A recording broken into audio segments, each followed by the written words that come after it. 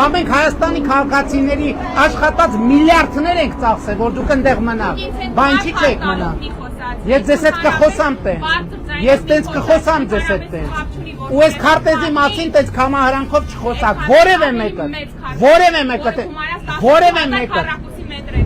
մեկը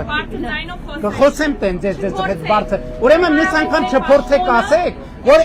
որ փախածներով չփորձեք ասեք, որ ես Ղարաբաղ եմ տվել։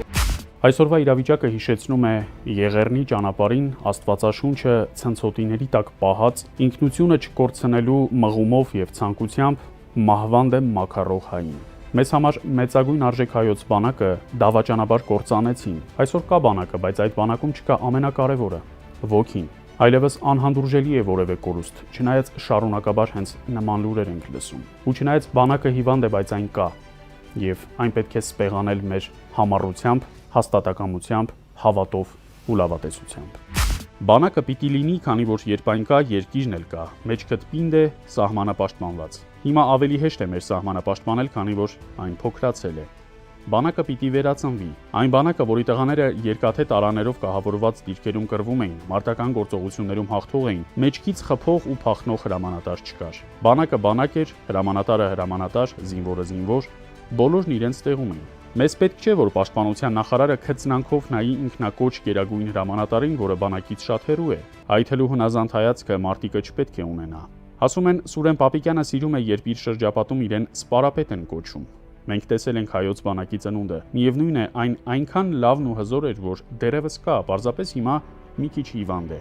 Ինչ գործոններ է ներառում այսպես կոչված խաղաղության օրակարգը։ Քծնանք քեզ կոտորող ազգի ղեկավարին։ Որն է այդ խաղաղության օրակարգը, որ ինչքան քծնես, ինչքան քեզ կոտորեն, ստորացնեն, հրապարակավ ծաղրեն, նսեմացած եւ մի անկյունում ընկած լինես այդքան լավ, դա է խաղաղության օրակարգը։ Թե այն, երբ դու ուժեղ ես, բանակդ մեջքիդ կանգնած է, երկու անգամ հաղթանակած է, եւ այո, դու ես թելադրում խաղաղությունը։ Եթե դու բռնությամբ ուզում ես այդ հիշողության մի հատվածը պոկես, միևնույնն է, այդ ինքնությունը աղճատվում է։ Ու դա հաջողության չի բերել, այսինքն մարդը եթե հեշտությամբ հրաժարվում է Արարատից, վաղը հեշտությամբ հրաժարվելու է Հատիսից, որովհետև Արարատը խրված է քո ինքնության մեջ։ Մա դու ասում ես, եթե դու պրագմատիկ ես, հրաժարվի Արարատից։ Մի նայի նրան որպես ինչ-որ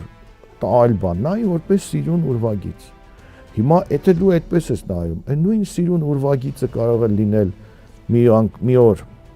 քեզ համար քո պետության տարածք, մյուս օրը էլի սիրուն ուրվագից, բայց ոչ քո պետության տարածք։ Այդ ինչ մեծ սուտ է, որ այս ժողովրդին կերակրել են եւ ավաղ առ այսօր դրան հավատացողներ կան։ Միգուցե ոմանք իներցիայով չեն ուզում ընդունել իրենց սխալը, չհաշված ֆեյքերի պոակի 30 արծաթով աշխատողներին, որոնք այսօր գերիշխող մաս են կազմում։ Չգիտես ինչու, այս գործընթացի մեջ ակտիվ ներառված են նաեւ չինացի եւ կորեացի կեղծօգտատերեր։ Այդ ինչ էնտուզիազմով են նրանք աշխատում։ Այլևս անիմաստ է համացանցում գրառումներ անելը, քանի որ մինչև փնտրես ով է իրական ով կեղծ, իզուր ժամանակ կկորցնես։ Արդեն գիտենք կեղծ օգտատերերին։ Նույնիսկ այդ հարցում չեն աշխատում, տեքստերը նույնն են, հատուկ կլիշեներ են օգտագործում։ Դրանք կարճ տեքստեր են, որ ինչ որ մեկը գրում է, հետո բաժանում մնացածին, բոլորը նույն տեքստն են գրում, անտաղանդ, կետադրական եւ ուղղագրական նույն սխալներով։ Նույնիսկ այդտեղ են դիլետանտ։ Ոչ երկիր են կարողանում ղեկավարել, ոչ կեղծ օգտատերերին։ Գիտակ եւ զգոն մարդիկ աղաղակում են, որ պետք չէ տարածել այդ Արարատի կենցաղավարության դրվագները, որովհետեւ չարիքը տարածվելուց սնվում եւ հարատեվում է։ Պետք չէ դնել դրա փնթի նկարները, մանավանդ որ այդ անձը զզվանք է հարուցում։ Իր ամենօրյա հաց ուտելը թեմա է, երբ կործանվում ենք, երկիր ենք կորցնում։ Քարորիա պատերազմի օրերին ինչ որ կանայք խորհուրդներ էին տալիս լուրջ հրամանատարներին, թե ռազմավարական ինչ հնարքներ օգտագործել այս կամ այն տարածքում։ Իսկ այսօր հավանում են նրա գրառումները։ Եթե